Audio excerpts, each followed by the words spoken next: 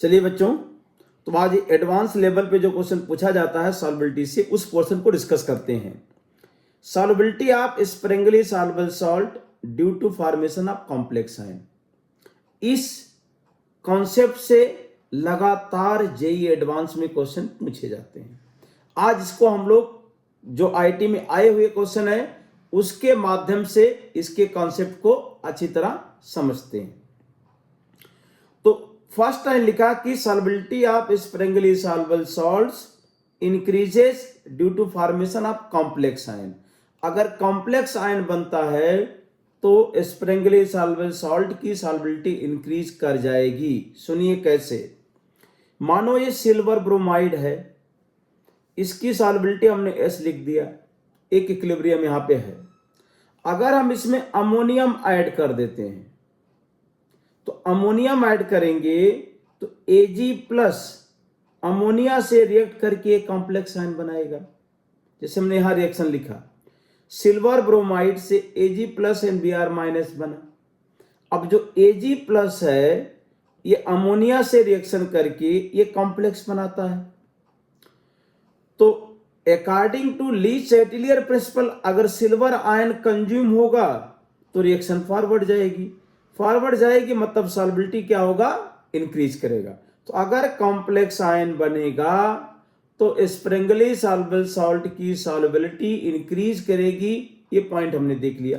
अब एग्जांपल में चलते हैं कि मान लो कि हमारे पास सिल्वर ब्रोमाइड जिसका KSP दिया है, तो अगर मतलब सिल्वर ब्रोमाइड केवल वाटर में है, स्प्रिंगली सॉल्युबल सॉल्ट है, तो इसकी सॉल्युबिलिटी पहले पता कर लेते हैं।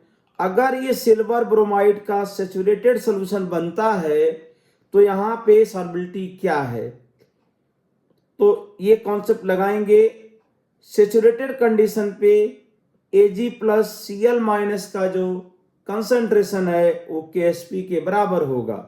तो कितना आ जाएगा तुम्हारे पास, यहां से इसको सॉल्व करेंगे तो 7 इंटू 10⁻⁷ अप्रॉक्सीमेट आ गया सॉल्युबिलिटी 7 इंटू 10⁻⁷। अरे भाई ठीक है। अब आगे बढ़ते हैं हम लोग। अब कॉम्प्लेक्स आयन के बनने से सॉल्युबिलिटी कैसे बढ़ती है और कितना बढ़ती है वो देखते हैं और क्या कॉन्सेप्ट है इसके अंदर। जैसे एग्जांपल के थ्रू इसको समझते हैं कि how much silver bromide could dissolve in 1 litre 0.4 molar ammonia. Assume that AgNH32 plus is the only complex form और कॉम्प्लेक्स आयन के फॉर्मेशन कांस्टेंट दिया है 10⁸ और KSP ऑफ सिल्वर ब्रोमाइड दिया है 5 इंटू 10⁻13 और ये हमारे पास ऑप्शन है। अब ये कह रहे हैं कि अगर सैचुरेटेड सॉल्यूशन में 0.4 मोलर अमोनिया भी है तो सिल्वर ब्रोमाइड की सॉल्युबिलिटी क्या हो जाएगी, ये क्वेश्चन है। अब आइए, सिल्वर ब्रोमाइड का इक्विलिब्रियम था और अमोनिया के आने से ये कॉम्प्लेक्स बना। अब सिंपल इक्विलिब्रियम का कॉन्सेप्ट ही पहले लगा लेते हैं। तो अगर सिल्वर आयन का कंसंट्रेशन S है और अमोनिया का कंसंट्रेशन C है, T=0 इनिशियल में, और कॉम्प्लेक्स को क्या मान लेते हैं 0। अब समय के साथ ये दोनों रिएक्ट करेंगे और ये कॉम्प्लेक्स बनेगा। अब यहां पे देखो, मेन पॉइंट यहां पे हमें समझ में आना है कि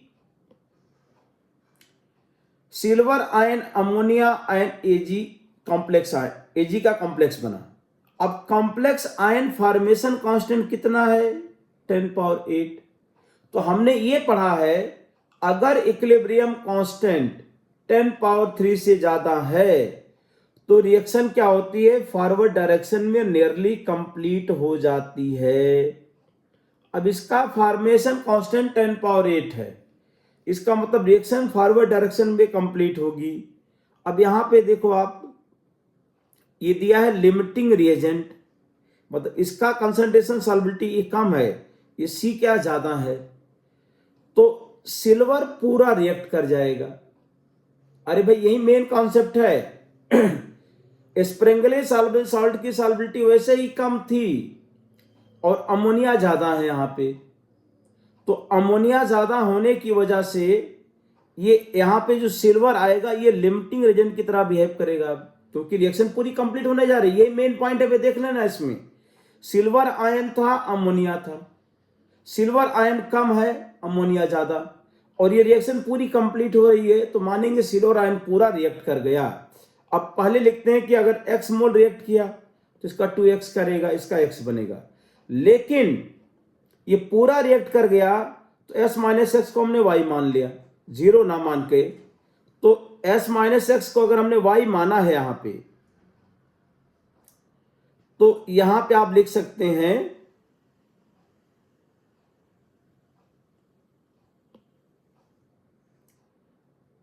s माइनस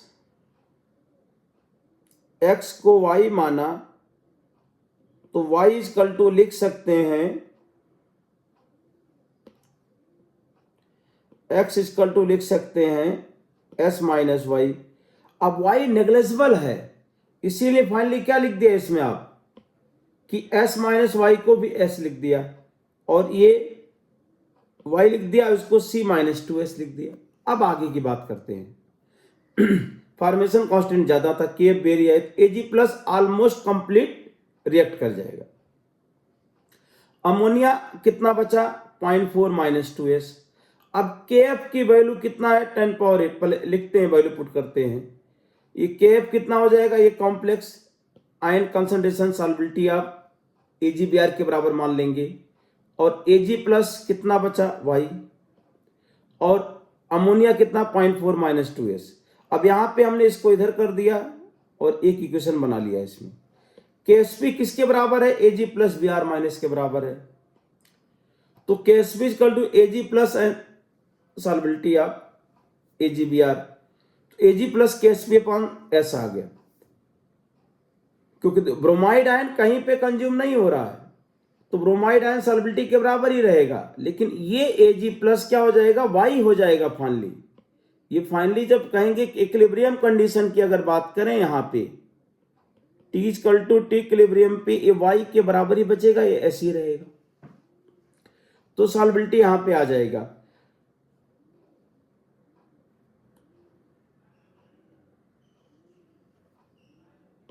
हाँ अभी Y रहेगा। अब Ag प्लस को ऐसे लिख दिया। अब ये हमारे पास, इसको मान लो आप इक्वेशन नंबर 1 था,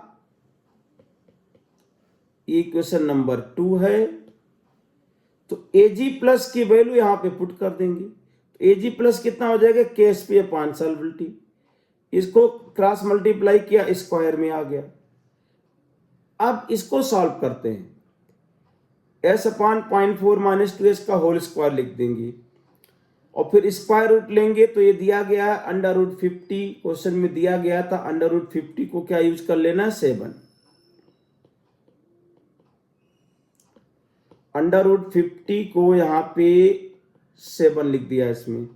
तो जब इसको सॉल्व किया गया तो सॉल्युबिलिटी फाइनली आ जाता है इसमें 2.8 इंटू 10 पावर माइनस 3 माइनस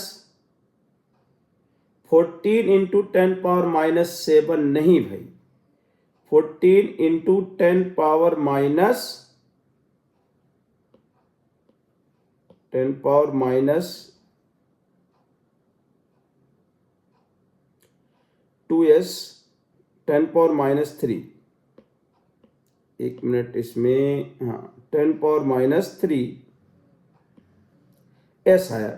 अब इसको इधर ले जाएंगे, ये सॉल्व करेंगे इसमें बैलेंस करने के बाद, तो फाइनली कितना आ गया 2.8 10 पावर माइनस 3। अब देखिए इसमें आपका, अगर केवल सिल्वर ब्रोमाइड था तब सॉल्युबिलिटी हमने यहां पे निकाला था 10 पावर माइनस 7। अभी due to complex ion formation इसका सॉल्युबिलिटी कितना हो गया 2.8 10 पावर माइनस 3 हो गया, इंक्रीज कर गया, ये पॉइंट यहां पे आ गया।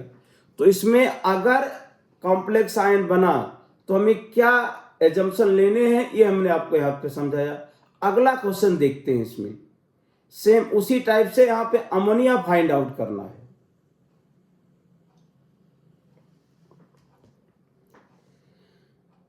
सेम तरीके का क्वेश्चन है, एडवांस का क्वेश्चन है। देखिए कैसे, what must be the concentration of aqueous ammonia which must be added to a solution containing 4 into 10 power minus 3 molar Ag plus and 0.001 molar NaCl to prevent the precipitation of AgCl, given that Ksp of AgCl 1.8 10 power minus 10 and the formation constant of AgNH3 का whole twice plus is 1/6 10 power 8।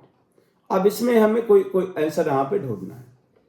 तो आपको ये question कह रहे हैं कि ये हमारे पास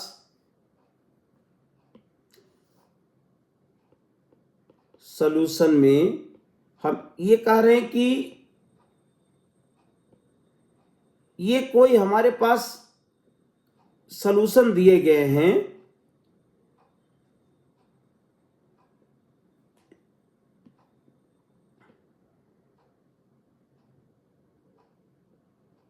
हाँ ये कह रहे हैं कि यहां पे सॉल्यूशन के अंदर सॉल्यूशन है जिसमें Ag प्लस का concentration 4 into 10 power minus 3 molar दिया गया है, 4 इंटू 10 पावर माइनस 3 मोलर, और NaCl का कंसंट्रेशन 10 पावर माइनस 3 मोलर दिया गया है, 10 power minus 3 molar.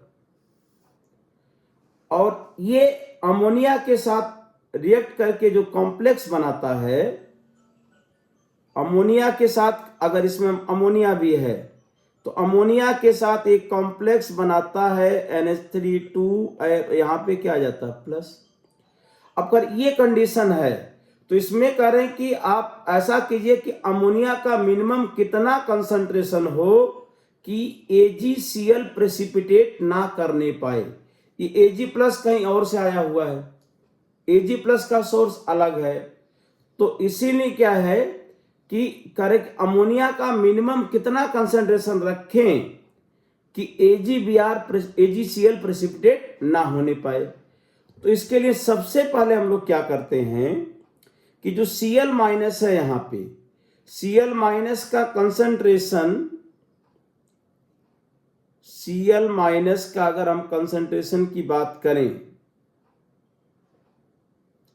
Cl minus का कंसंट्रेशन NaCl के बराबर है 10 पावर माइनस 3, और ये कहीं कंज्यूम नहीं हो रहा है, और Ag प्लस कंज्यूम हो सकता है। तो Ag प्लस अगर कंज्यूम हुआ अमोनिया के साथ तो ये बनाता है कॉम्प्लेक्स आयन, इसका Kc बहुत ज्यादा है फॉर्मेशन कांस्टेंट, इसीलिए क्या होगा रिएक्शन पूरी कंप्लीट मानी जाएगी इसमें। तो यहां पे करें कि Ag प्लस रिएक्ट करेगा, तो Ag प्लस जो 4 इंटू 10 पर माइनस 3 था इतना सोल्यूशन में नहीं बचेगा, Cl माइनस उतना ही है, तो Ag प्लस रिएक्ट करके क्या बनाएगा कॉम्प्लेक्स आयन बनाएगा इसमें। तो अगर Ag प्लस सिल्वर आयन 10 पर माइनस 3 है तो Ag प्लस कितना रहना चाहिए सोल्यूशन में, less than or equal to अगर Ksp है तो नो प्रेसिपिटेशन। अरे भाई ये कंडीशन है, तो Ag प्लस और Cl माइनस के कंसंट्रेशन का प्रोडक्ट अगर लेस देन Ksp है तो नो प्रेसिपिटेशन। तो सबसे पहले हम यहां पे देखते हैं कि अगर ये अमोनिया ना होता तब तो AgCl प्रेसिपिटेट कर जाता, क्योंकि Ag प्लस Cl माइनस का जो प्रोडक्ट है वो Ksp से ज्यादा है। AgCl का Ksp कितना है 10 पावर माइनस 10, और इनको मल्टीप्लाई करें अगर दोनों को तो 10 पावर माइनस 3। तो अगर अमोनिया नहीं होगा तब तो AgCl प्रेसिपिटेट कर जाएगा, लेकिन ये कह रहे हैं कि अमोनिया ऐड कर दिया तो अमोनिया क्या करेगा Ag प्लस को कंज्यूम करेगा। तो कह रहे हैं कि AgCl प्रेसिपिटेट ना करने पाए तो इसके लिए हमारे पास कितना मैक्सिमम कंसंट्रेशन Ag प्लस का चाहिए, तो यहां से निकालेंगे। ये देखो यहां पे लिखा Ag plus Cl minus Ksp के बराबर लिख दिया, तो यहाँ Ag प्लस का कंसंट्रेशन कितना आ गया 1.8 10 पावर माइनस 7। अरे भाई समझ में आ गया कि अगर यहां अमोनिया ना होता तो AgCl प्रेसिपिटेट करता, लेकिन अमोनिया के होने की वजह से NH3 क्या करेगा, Ag प्लस को कंज्यूम करेगा। अगर Ag प्लस को कंज्यूम कर रहा है, ये अमोनिया Ag प्लस को कंज्यूम कर रहा है, तो इसमें करें कि AgCl प्रेसिपिटेट नहीं होगा। तो ये हम ये पता करें कि मैक्सिमम Ag प्लस का कितना कंसंट्रेशन सोल्यूशन में रह सकता है जिससे AgCl प्रेसिपिटेट ना हो। Cl तो यही है, तो कितना आ गया 1.8 10⁻⁷। अब आगे बढ़ते हैं। तो Ag प्लस जो था 4 × 10⁻³ इनिशियल में, और मान लो कि अमोनिया का कंसंट्रेशन B मोल पर लीटर हो गया, अमोनिया ऐड किया, यही फाइंड करना है, और ये कॉम्प्लेक्स आयन बना। अब 4 × 10⁻³ - x, इसका 2x रिएक्ट करेगा और ये x बनेगा। चूंकि इसका फॉर्मेशन कांस्टेंट की वैल्यू 1/6 10⁸ बहुत ज्यादा है। अब फॉर्मेशन कांस्टेंट, इसका मतलब रिएक्शन फॉरवर्ड हुई कंप्लीट, और यहां पे Ag प्लस को क्या मानेंगे, लिमिटिंग रिएजेंट, क्योंकि यही लगभग खत्म होगा, अमोनिया रह जाएगा। अमोनिया में मिनिमम चाहिए कि Ag प्लस लगभग खत्म हो जाए। कितना बचे, 1.8 10⁻⁷। तो इसमें करें कि इतना इक्वल टू 1.8 10⁻⁷, तो x की वैल्यू कितना आ गया, 4 × 10⁻³ दिस, तो इसको अप्रोक्सीमेटली 4 × 10⁻³ मानेंगे। अरे भाई समझो भाई, IIT एडवांस का क्वेश्चन है ये, मतलब Kf ज्यादा रिएक्शन कंप्लीट, ये मानेंगे कि ये लगभग 0 हो गया। 0 होने के बाद कितना बचा, इतना। अब ये 0 होने का मतलब कि कॉम्प्लेक्स कितना बनेगा, x के बराबर ही बनेगा यहां पे। तो x के बराबर जब बनेगा यहां पे कॉम्प्लेक्स, तो ये x की वैल्यू कितना, 4 × 10⁻⁷, 4 × 10⁻⁷। तो यहां पे जो कॉम्प्लेक्स आयन का कंसंट्रेशन आ जाएगा, ये initial concentration of Ag plus के बराबर हो जाएगा। तो यहां पे अगर हम लिखें A-2x, और ये देखो जैसे ये लिखा गया है xy, इसको और थोड़ा सा मैं क्लियर कर देता हूं कि अगर ये 4 × 10⁻³ - x = y मान लें, तो y = आ जाएगा x = 4 × 10⁻³ - y। तो y लगभग 0 है यहां, तो यहां पे y क्या है, 0 की तरफ जा रहा है। x = 4 × 10⁻³ x = 4 × 10⁻³ ये आ जाएगा यहां पे। और हम x को यहां पे जो लिखा है, x को ऐसा लिख सकते थे, 4 मतलब ठीक है, बस इतना लिखा है इसमें। आप x को क्या 4 × 10⁻³। अब kf देखो, आप kf आपने लिखा, अब ये x के जगह पे 4 × 10⁻³ कर दिया, और ये 1.8 10⁻⁷। Ag प्लस कितना है यहां पे पता कर लिया है पहले, 1.8 10⁻⁷, ये वैल्यू यहां पे पुट कर दिया, और ये फॉर्मेशन कांस्टेंट था। अब इसको सॉल्व करेंगे जब यहां पे, तो अमोनिया कितना 3.65 10⁻² आ जाएगा। तो अमोनिया को B-2x लिखा, 3.65 10⁻², x की वैल्यू 4 × 10⁻³, इसको ऐड किया तो फाइनली 0.0445 मोल पर लीटर। मतलब अगर मिनिमम 0.0445 मोल अमोनिया पर लीटर ऐड कर दें तो AgCl प्रेसिपिटेट नहीं होगा। मतलब पहले क्वेश्चन में सॉल्युबिलिटी आप सिल्वर ब्रोमाइड निकालना था, इस केस में आपको क्या करें कि AgBr प्रेसिपिटेट ना होने पाए तो अमोनिया का कंसंट्रेशन फाइंड कीजिए इसमें। तो इस तरह से क्वेश्चन आ गया। तो हमने ये कॉम्प्लेक्स आयन फॉर्मेशन पे 2 क्वेश्चंस करा दिए। अब थर्ड क्वेश्चन देखिए, बहुत ही इंपॉर्टेंट, मतलब बहुत ही अच्छा क्वेश्चन पूछा इन्होंने। बिना पूरे कॉन्सेप्ट के जेई के क्वेश्चन, एडवांस के क्वेश्चन नहीं निकल सकते भाई। अब यहां पे देखो, concentration of H2SO4 and sodium sulfate in a solution is 1 molar and 1.8 10 पर -2 मोलर, ये दिया गया है इसमें। concentration of H2SO4 and Na2SO4 in a solution is 1 molar and 1.8 10 पर -2 molar respectively. Molar solubility of lead sulfate in the solution is x into 10 power minus y, expressed in scientific notation. The value of y is, y की value बताना है। KSP of lead sulphate 1.6 10 पर -8 और H2SO4 का कार्य Ka1 very large है और Ka2 कितना 1.2 10 पावर -2 दिया गया है। अरे भाई पढ़ा इसमें, Ka1 क्या है, वेरी लार्ज, और Ka2 कितना दिया है 1.2 10 पावर -2, ये दिया है। एडवांस 2023 का क्वेश्चन है। अब ये क्वेश्चन में बहुत कॉन्सेप्ट यूज है भाई।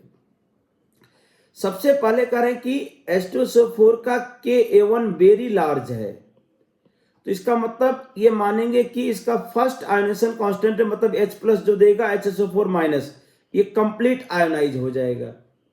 तो इसको मान सकते हैं कि ये हमारे पास इनिशियल में अगर लिखें,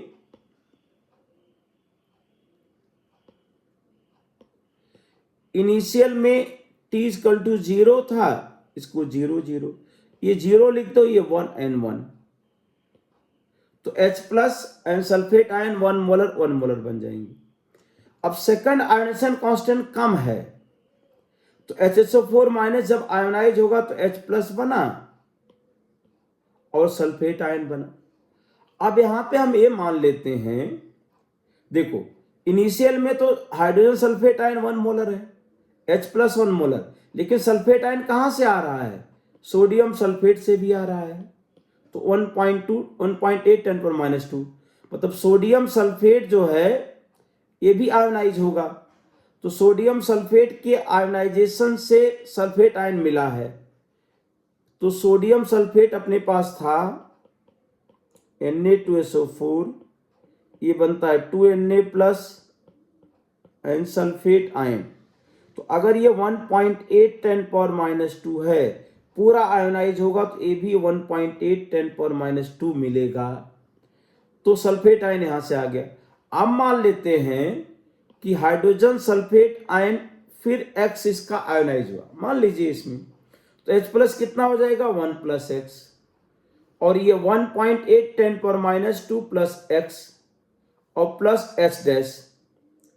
X कहां से आया, HSO4 क्या हुआ, आयोनाइज हो गया हमारे पास, -X, अगर ये X मोल आयोनाइज हुआ तो X बनेगा इसमें हमारे पास, और 1.8 × 10 पावर -2 कहां से आ गया हमारे पास, सोडियम सल्फेट से आया, सोडियम सल्फेट से आ गया हमारे पास दिस, और H' यहां पे लिख देंगे कि हमारे पास PbSO4 अगर आयोनाइज होता है तो Pb2+ सल्फेट आयन, तो इससे कितना मिला, H' मिला।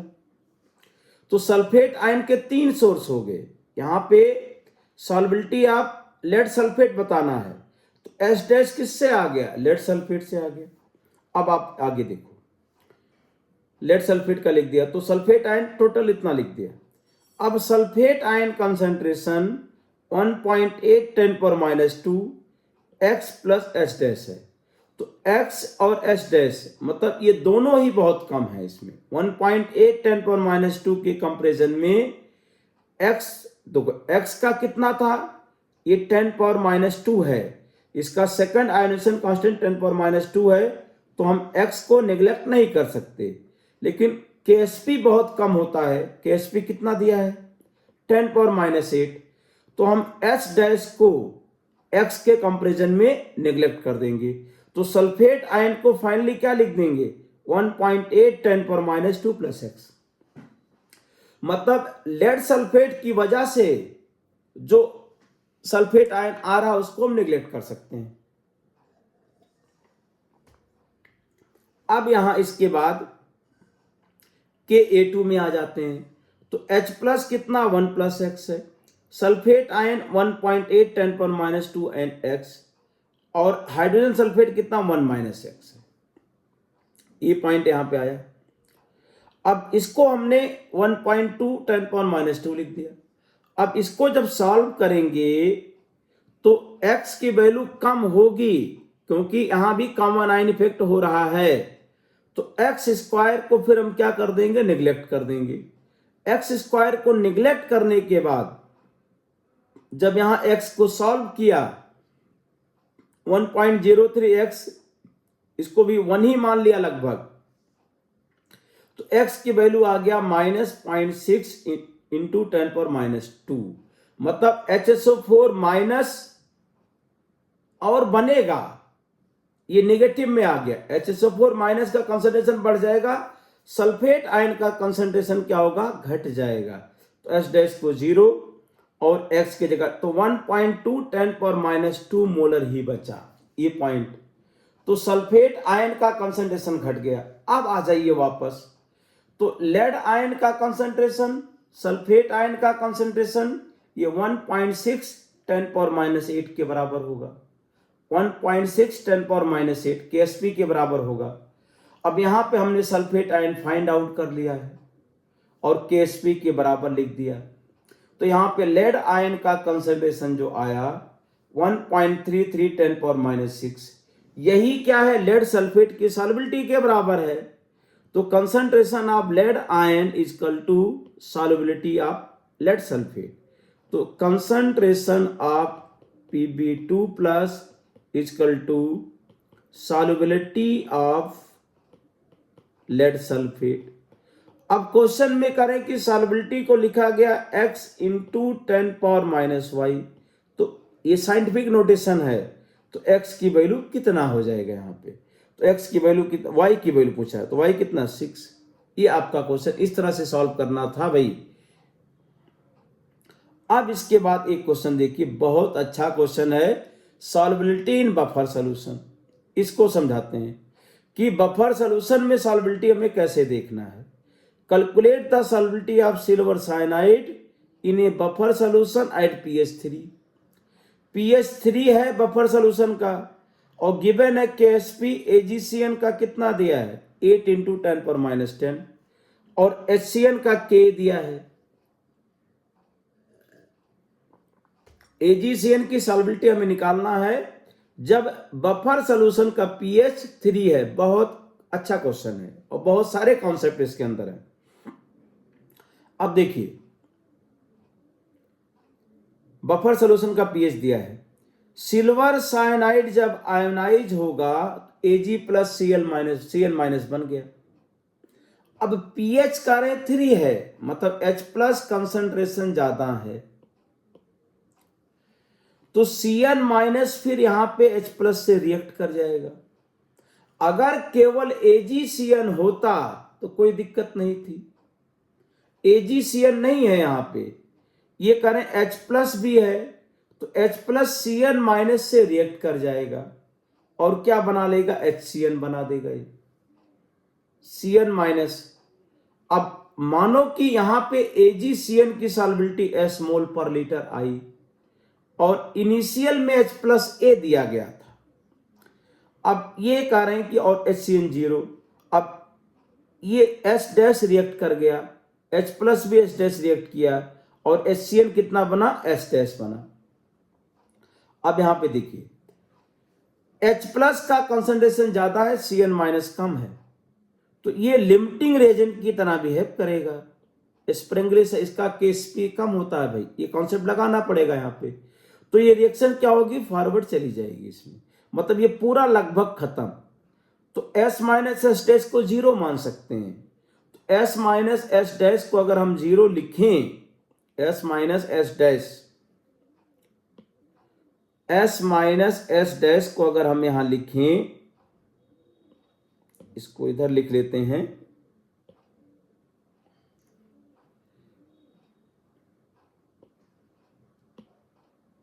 S माइनस एस डैश को Z माना तो S डैश को लिख सकते हो S माइनस Z, और Z लगभग 0 है, इसीलिए S डैश को हम क्या सॉल्युबिलिटी के बराबर लिख सकते हैं।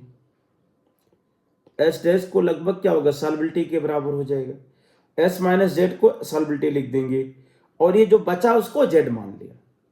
अब देखिए के डैश का मतलब अगर हम इसका आयनेशन कांस्टेंट देखें तो 1/k ही तो लिखा है, इसका आयनेशन कांस्टेंट 1/Ka, या फिर हम k has very high value इसीलिए रिएक्शन फॉरवर्ड चली गई और इसको हमने लिमिटिंग एजेंट मान लिया यहां पे।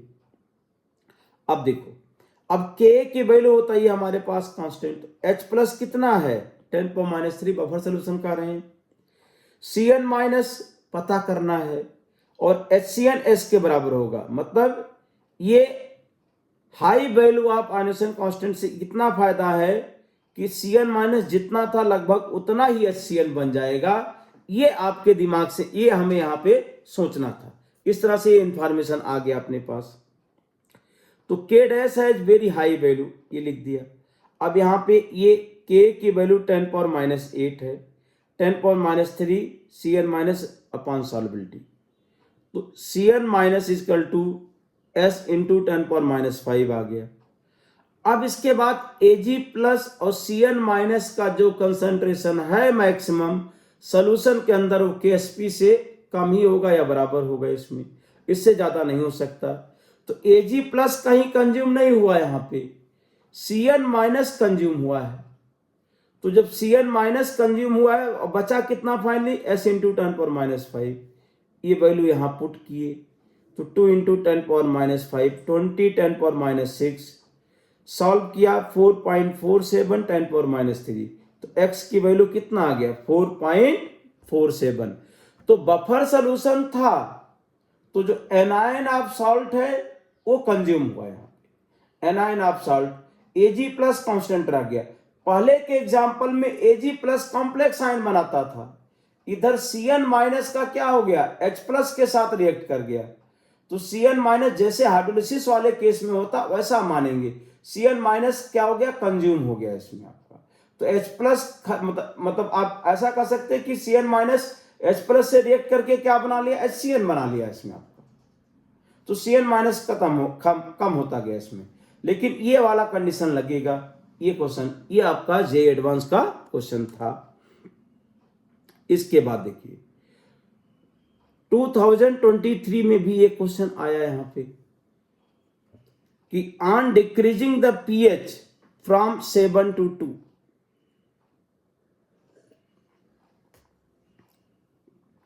on decreasing the pH from 7 to 2, the solubility of sparingly soluble salt of a weak acid is increased from this to this, the pK of HX। ये क्वेश्चन बहुत आसान भी था और डिफिकल्ट भी था, कॉन्सेप्ट भरे पड़े थे इसके अंदर कि क्या निगलेक्ट करना है क्या लेना है, वो आप जब क्वेश्चन सॉल्व करोगे उसके हिसाब से आएगा। अगर हम इस क्वेश्चन को पहले हम कॉन्सेप्ट मेथड की बात करेंगे, लेकिन अगर हमने इसको डायरेक्ट सॉल्व करना चाहा, ये सेकंड मेथड है, सेकंड मेथड में अगर हम पहले बता दें तो तुरंत आंसर आने वाला मेथड है। यहां पे ये सेकंड मेथड लिखा हमने, तो pH अगर 7 है, चूंकि ये वीक एसिड और स्ट्रॉन्ग बेस का सॉल्ट है, वीक एसिड का सॉल्ट है, तो अगर वीक एसिड का सॉल्ट है तो अब स्ट्रॉन्ग बेस नहीं कह रहा तब भी चलेगा, वीक एसिड का अगर सॉल्ट है तो pH 7 के आसपास ही होगा या 7 से थोड़ा ज्यादा ही होगा, 7 से कम नहीं होगा, क्योंकि ये वीक एसिड और वीक बेस होगा तो थोड़ा बहुत कम भी हो सकता है लेकिन ज्यादा। अब देखो इसमें इसका मतलब जब 7 के आसपास है, 7 के आसपास pH है, तो हम हाइड्रोलिसिस ऑफ सॉल्ट ये स्ट्रॉन्ग बेस लिख भी सकते हैं नहीं भी लिख सकते हैं भाई। इसमें अगर आप स्ट्रॉन्ग बेस नहीं लिख सकते हैं कि pH of aqueous solution of weak acid, अगर हमने लगाया वीक एसिड स्ट्रॉन्ग बेस, तो weak acid and strong base का लगा देते हैं इसमें। अब इसमें स्ट्रॉन्ग बेस और वीक एसिड है तो pH मिनिमम 7 होगा, इससे कम नहीं होगा, 7 है, तो इसीलिए हमने फॉर्मूला लगा करके तुरंत K की वैल्यू निकाल लिया। ये तो जुगाड़ टेक्नोलॉजी से निकाला। अब एक्चुअल में कैसे हुआ देखो, इसमें बहुत बड़ा कॉन्सेप्ट है इसके अंदर। ये हमारे पास सॉल्ट है, सॉल्ट डिजॉल्व हुआ, सॉल्बिलिटी S मोल पर लीटर है। अब इसमें करें कि जो X माइनस है वो H प्लस से रिएक्ट करेगा। ये करें कि पहले सोल्यूशन 7 था, पहले pH 7 था, अब 2 हो जाएगा, तो H प्लस से रिएक्ट करेगा HX। इसी कॉन्सेप्ट पे लगातार जे एडवांस में क्वेश्चन पूछे जाते हैं। सॉल्बिलिटी आप कॉम्प्लेक्स आयन बना देते हैं, मतलब स्प्रेंगली सॉल्युबल सॉल्ट के कैटायन को रिएक्ट करा देता है या उसके एनायन को रिएक्ट करा देता है H प्लस से बफर सोल्यूशन वाले केस में, तो सॉल्बिलिटी क्या होती है यहाँ पे इंक्रीज कर जाती है। अब देखो जो X माइनस बना वो H प्लस से रिएक्ट करके HX बनाएगा, तो इस रिएक्शन का आयनेशन कांस्टेंट बहुत ज्यादा होगा क्योंकि ये वीक एसिड है, ये वीक एसिड है, तो इसका K कम होता है। रिवर्स करोगे तो आयनेशन कांस्टेंट ज्यादा हो जाएगा, या इक्विलिब्रियम कांस्टेंट क्या होगा, ज्यादा हो जाएगा। अब देखिए, तो पहले इसका कंसंट्रेशन X था, इसको A मान लो, ये 0 था, S minus Y A minus Y N Y बना इसमें। तो अब इस रिएक्शन का आयनेशन कांस्टेंट Kc बहुत ज्यादा है और इसको हम लिमिटिंग अगर मानते हैं तो ये पूरा खत्म होगा, लगभग H डैश बचा, ये पूरा खत्म होगा, मतलब HX कितना बनेगा, X के बराबर बन जाएगा यहाँ पे, S के बराबर बन जाएगा यहाँ पे। अब देखो, और ये कितना आ गया हमारे पास 10⁻², करें कि pH 2 हो गया,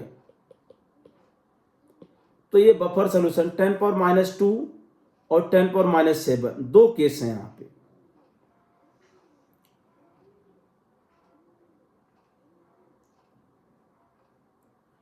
H प्लस 10⁻², ठीक है, तो H प्लस यहाँ पे 10⁻² था, तो अब S डैश ये बता दिया, इसमें K की वैल्यू लिखा, K 10⁻² X minus upon S, मतलब यहाँ पे pH 2 है, H प्लस ज्यादा है, इसका मतलब ये पूरा रिएक्ट किया, तो अगर ये S था तो ये भी SC बन गया, यहाँ पे इसको लिमिटिंग रिएजेंट मान लिया गया। तो इस तरह से हमने यहाँ पे एक रिलेशन निकाला कि X माइनस कितना आ गया, S इंटू K 10⁻², और KSP M plus X minus रहेगा। अब यहाँ पे M प्लस नहीं रिएक्ट किया है, तो अगर इसकी सॉल्बिलिटी S है तो M प्लस S ही रहेगा, जबकि X डैश क्या हो गया, चेंज हो चुका है। ये हमारे पास जो X डैश ये कितना हो गया, H डैश मान लेते हैं, T = 0 पे ऐसा मानो आप,